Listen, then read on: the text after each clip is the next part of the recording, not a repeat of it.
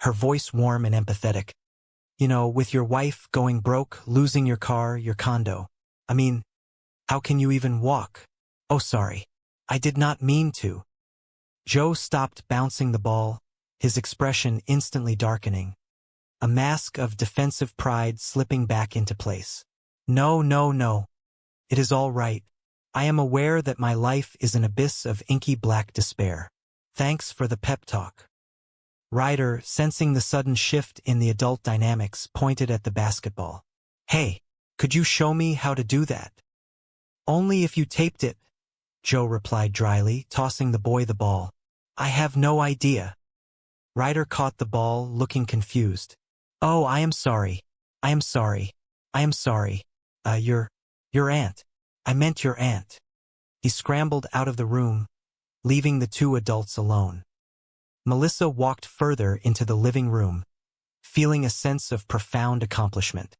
She had navigated a crisis, defended her family, and survived the day. Hey, so I ate my whole big bowl of stink. I even went back for seconds. Ugh, I am going to go brush my teeth now. She turned to leave, but something about the way Joe was standing, a slight, knowing smirk playing on his lips, made her pause.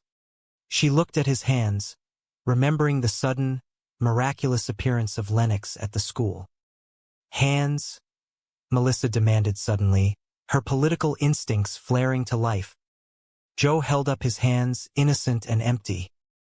It was you, Melissa realized, the pieces clicking together in her mind. You talked her into going down there. How did you talk her into going down there? Joe shrugged, a picture of effortless charm. People like me. No, really? Melissa pressed, unwilling to let him off the hook. Joe sighed, running a hand over his bald head. He knew he could not lie to a politician. They smelled deception like blood in the water. I paid her $50. Melissa's jaw dropped in absolute horror. The warm, fuzzy feelings of familial breakthrough vanished instantly, replaced by sharp, righteous indignation. A bribe? That is terrible. Not only is that wrong, that is horrible parenting. Well, I am not a parent, Joe pointed out reasonably, crossing his arms over his chest. And neither are you. Can I have $50? Ryder asked, popping his head back around the doorframe. No, Melissa snapped, glaring at her nephew until he retreated again. She turned her fury back on Joe. Then relax, all right? I wrote Lennox a personal check. Joe grinned, a wicked, triumphant flash of teeth. Boing, another very valuable life lesson. So is this how you ran your youth center right out of college? Melissa demanded, throwing her hands up in the air. Joe chuckled, shaking his head.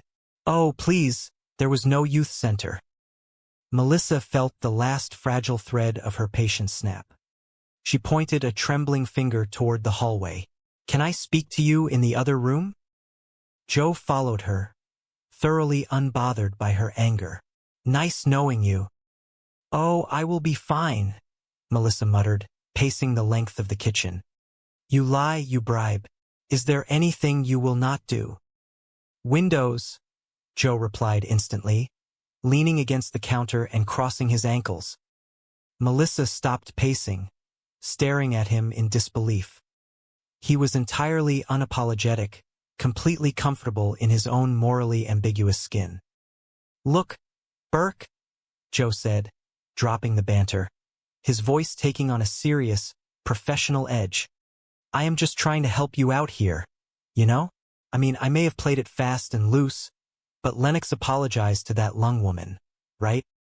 Yes, Melissa admitted begrudgingly. Yes, she did.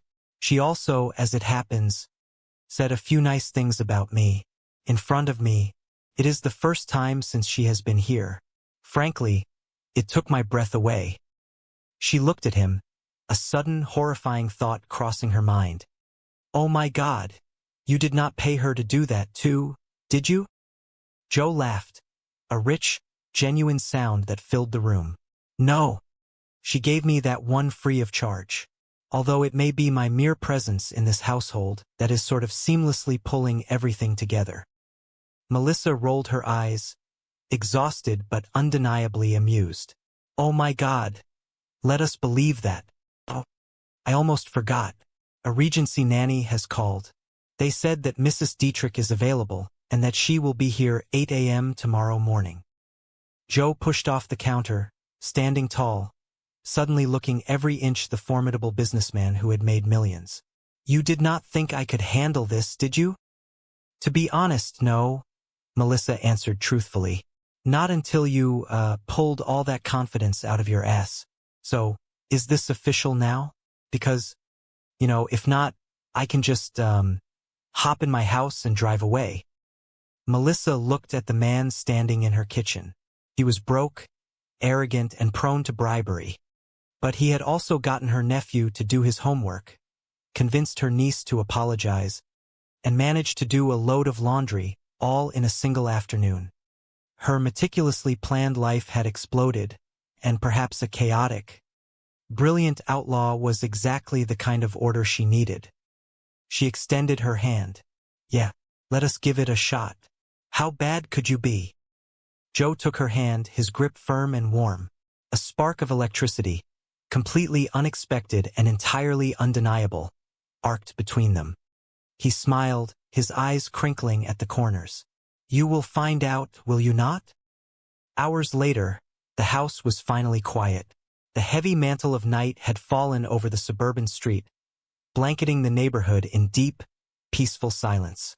Melissa walked through the front door, slipping off her heels and dropping her keys onto the entry table with a soft clatter. Joe was sitting in the living room, illuminated only by the soft glow of a small reading lamp. He looked up as she entered, a comfortable, easy familiarity settling between them. So, how did your date go that lasted till 3 freaking a.m.? Joe asked, his voice low and teasing. Melissa flopped onto the sofa beside him, groaning dramatically. Leave me alone, Mom. It is not a school night. And he was captain of the football team. God, wow. I just realized I have never actually had that conversation with my own mom. I would come in at 3 a.m., and she would send me back out for gin. Joe chuckled, shaking his head. It was a dark, funny observation that perfectly encapsulated the chaotic, deeply flawed family history they now shared through the children upstairs. So, how did the kids get to bed? Melissa asked, genuinely curious about his methods. Ryder knocked out about 11, and Lennox was, 1:30, Joe reported smoothly, pulling a small notebook from his pocket as if referencing official documents. 1:30, Melissa exclaimed, sitting up straight. All right, she just got in bed now when she heard the car pulling in, Joe admitted, holding up his hands in a gesture of surrender. But she is caught up on bio and math, and the 5th season of Lost. Melissa laughed, a bright, clear sound that filled the quiet room. Army Delivery Council. Babe, does it? What is that face? Did you forget something?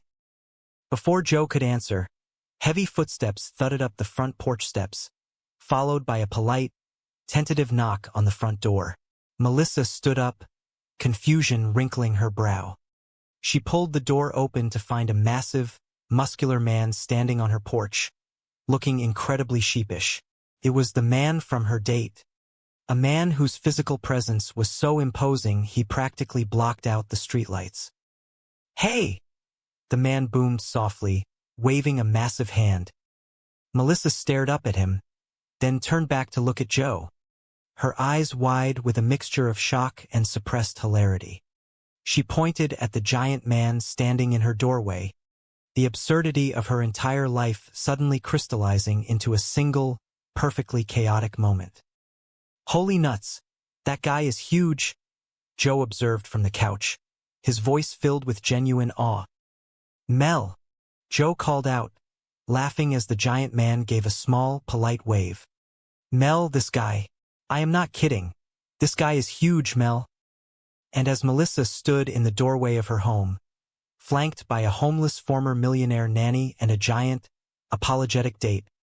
While her troubled teenage niece and